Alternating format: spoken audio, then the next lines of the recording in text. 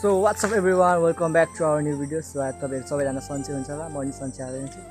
So आजको vlog भनेको चाहिँ मेरो ओल्ड इज गोल्ड भन्ने साइकलबाट स्टार्ट भइरहेछ। पहिला यसो भन्दैन त मेरो भ्लगको बारेमा के भन्नु, सबैले सब्स्क्राइब गरिदिनु, लाइक शेयर कमेन्ट बेल आइकन। मेरो भिडियो चाहिँ हेर्छु हेर्दैन, हेर्छु त सबैमा लाइक पनि गरेछु, कमेन्ट हान्दैनौ नि त तिमी। सो गाइस त्यही हो है, आज चाहिँ के कस्तो भ्लग जान्छ हेरिदिनु होला हैन। सो अहिले चाहिँ भाइ र म छौँ, अहिले केटाहरू आउँछ दुईजना ट्याक्कसँग लाएर त्यो बबा हान्नुपर्ने हुन्छ आजको भ्लग चाहिँ होइन।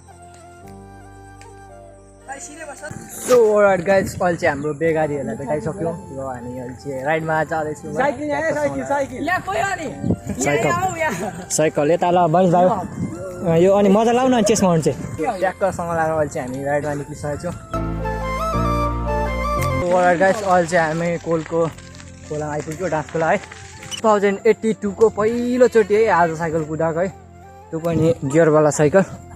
सो कुदाउन त कुदाउँथेँ तर अर्को नर्मल साइकल कुदाउँथेँ। सो आज फाइनली आज मैले गियरवाला साइकल सिकेँ है। सो त्यस्तै छ है, आज चाहिँ भनेको हामी दोमना जाँदैछौँ है ट्याक्कसँग लाएर। ओ दाइ के छ मेरो दाइ, यसो हल्का इन्ट्रो हानिदिनु न त तपाईँलाई, यसो मेरो च्यानल सब्सक्राइब हानिदिनु भन्नु। मोरङ ब्लगर हो ल सब्स्क्राइब हानिदियो अनि दाइलाई त हेन्सम देख्यो त। निदरीमा लुक्दै आउने मिठो सपना जस्तै तिमी बगैँचामा सोमना बजार चाहिँ होइन धेरै अपग्रेड भएको छ है पहिला भन्दा। सो यहाँ हेर्नु अहिले दोकानहरूको लागि सो फाल्टे छुट्याइदिएको छ। सो हेर्नु सक्नुहुन्छ कोठा बनाइदिएको छ है, बबाल जग्गा जो छ अहिले चाहिँ, पहिलाभन्दा धेरै राम्रो बनाएको छ है अहिले चाहिँ।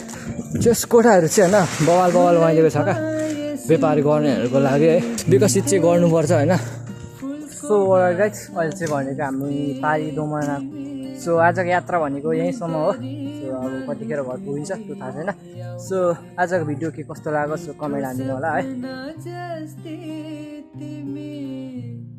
बगैँचामा नजाऊ तिमी भमराले चुमी